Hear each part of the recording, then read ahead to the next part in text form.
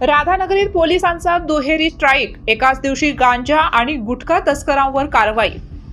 कोल्हापूर जिल्ह्यातील राधानगरी पोलिसांनी अवैध धंद्याविरोधात मोठी कारवाई करत एकाच दिवसात 2 वेगवेगळे गुन्हे उघडकीस आणले आहेत। एका कारवाईत 50,000हून अधिक किमतीचा प्रतिबंधित गुटखा आणि सुगंधी तंबाखूचा साठा जप्त करण्यात आलाय, तर दुसऱ्या कारवाईत 1 किलोहून अधिक गांजासह एका आरोपीला अटक करण्यात आली आहे।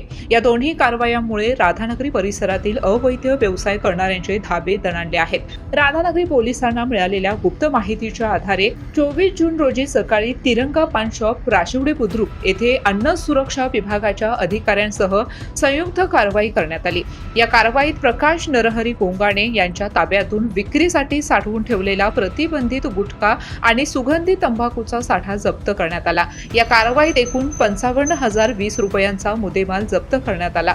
या प्रकरणी अन्न सुरक्षा व मानके कायदा तसेच भारतीय न्याय संहितेच्या कलम 123, 223, 274 आणि 275 अन्वये राधानगरी पोलीस ठाण्यात गुन्हा दाखल करण्यात आला असून पुढील तपास सुरू आहे।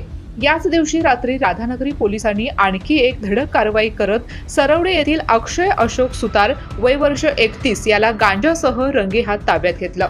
सरवडे गावातील एका घरात गांजाची विक्री सुरू असल्याची माहिती पोलिसांना मिळाल्यानंतर पोलिसांनी तात्काळ छापा टाकला। यावेळी आरोपीच्या ताब्यातून 1 किलो 20 ग्रॅम वजनाचा गांजा, एक मोबाईल फोन आणि रोख रक्कम असा 20,220 रुपयांचा मुद्देमाल जप्त करण्यात आला।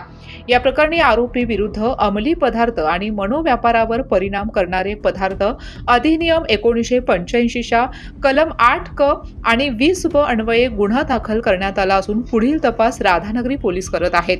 अवैध गुटखा आणि अंमली पदार्थांच्या विक्री विरोधात राधानगरी पोलिसांनी सुरू केलेल्या या धडक मोहिमेमुळे अवैध व्यवसाय करणाऱ्यांमध्ये खळबळ उडाली आहे। अशा प्रकारच्या कारवाया यापुढेही अधिक तीव्र करण्यात येणार असल्याचं पोलिसांकडून सांगण्यात आलंय। शाहू न्यूजसाठी विशेष प्रतिनिधी ऋषिकेश चौगले, राधानगरी। अशाच नवनवीन बातम्यांसाठी शाहू न्यूजला सबस्क्राईब करा। धन्यवाद।